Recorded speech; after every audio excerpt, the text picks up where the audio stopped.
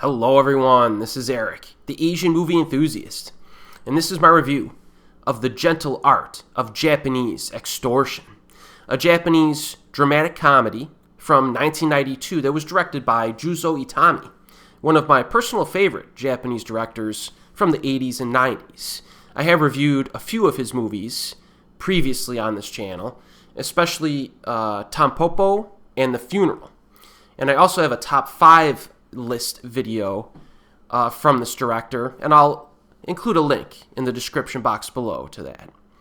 The owner of a high-class Japanese hotel, the Europa, hopes to win a prestigious and lucrative contract for the hotel as the site of a summit meeting between important international officials. Unfortunately, the Yakuza have taken a liking to this hotel as both a hangout and the target for extortion. In order to win the contract, the owner realizes that he must rid the hotel of the Yakuza. But he's a little afraid of them, so he deputizes an accountant at the hotel and one of the luggage guys who used to be a sumo-club member. But these guys are not very effective at their jobs at all when confronting the Yakuza, so eventually they end up meeting up with a lady named Mahiru, played by Nobuko Miyamoto, a regular actor in this director's filmography. And she's a lawyer who specializes in dealing with Yakuza. And then the film goes from there. So at the beginning of the movie, we get a scene with these Yakuza as like an example of the type of shenanigans they pull.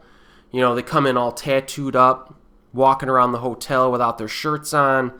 They try to go into the pool, but hotel policy states no tattoos in the pool area. But, the hotel staff are intimidated by these guys, but our female lead just happens to be in the area, and she manipulates the thugs into leaving, while also mocking them like children. And this is kind of a sub-theme of the film. But the hotel still has a stressful situation. You know what I mean? If they host this summit meeting and the Yakuza show up, it could be an international public relations disaster, So you're initially thinking, how bad are the Yakuza in this movie? So what they typically do is they basically get dirt on employees, especially like the management, and then blackmail them into paying them money, otherwise they'll make it public. And among other things. They use some lowbrow methods that children might use to cause mischief as well, just to be a real pain in the butt. And they do this constantly, like just embarrassing the hotel staff in front of customers on a regular basis, stuff like that. So they're actually a pretty serious menace to this business, both financially and reputation-wise. Now, the hotel staff do try some tactics that theoretically might work, but they don't. So, they're in a bind. The gangsters even at some points explain why they target the hotel, and it's surprisingly practical, and it makes sense why they're doing it from a bad guy perspective. So, our protagonists are at their wits' end, but once our lady protagonist shows up, agrees to assist them, she provides some psychological tactics, like setting up a meeting room that acts as like their home base for confrontations, and the film becomes a little bit more cerebral, with dialogue-driven intimidation and manipulation being key weapons here for our protagonists. In addition, understanding how the Yakuza work and operate is another important factor here. So, it's a pretty interesting topic that's covered in different ways, and there's more nuance to this than what you might expect. It's a very well-made and capably acted movie, with Miyamoto giving an especially strong performance. And, even though this is a comedy, the stakes continue to rise and get more serious as the film progresses, and the tone does become more serious as well, which is why I classify this as a dramatic comedy. But I do like some of the humor in this. Early on, the hotel management are trying to choose which employees they want to take on the Yakuza, but they realize that most of the employees are too valuable.